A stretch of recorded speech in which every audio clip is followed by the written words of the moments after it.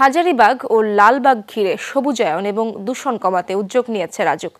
সকালে রাজুক মিলনায়তনে এক কর্মশালায় প্রকল্পের বিস্তারিত তুলে ধরা হয়। তবে শুধু কর্মশালায় আটকে না থেকে দ্রুততম সময়ে কাজ শুরু করার তাগিদ দিয়েছেন গণপূর্ত মন্ত্রী আম ওবায়দুল মুক্তাদির চৌধুরী।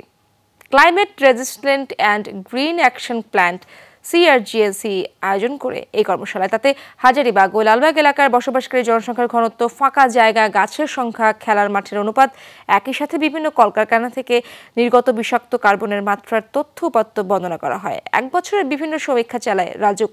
ট্যানারি এলাকায় অতি মাত্রায় সালফার ডাইঅক্সাইড, কার্বন মনোক্সাইড সহ মানবদেহের জন্য ক্ষতিকারক উপাদান পাওয়া গেছে। ভূগর্ভস্থ পানির গুণগত মান ঠিক থাকলেও নদী ও খালের পানি অতিমাত্রায় দূষিত। এ সময় সরকারি খাস জমিতে সবুজায়ন ও খেলার মাঠ করার প্রস্তাব তুলে ধরা হয়। লালবাগে ঐতিহাসিক নিদর্শন দেখার সুবিধার্থে ম্যাপ তৈরি কথাও বলা হয় কর্মশালায়।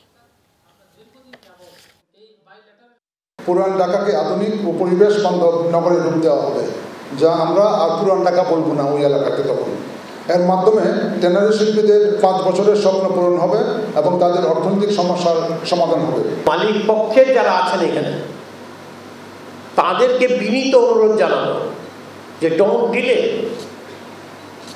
কাজটা শুরু করে দেন। শুরু করে দিয়ে 2024 সালের ডিসেম্বরের আগে কাজটা শুরু করে দেন। তাহলে দেখবেন 2-1 বছরের ভিতরে বা 5 বছরের ভিতরে আপনি অনেক দূর এগোতে পারবেন।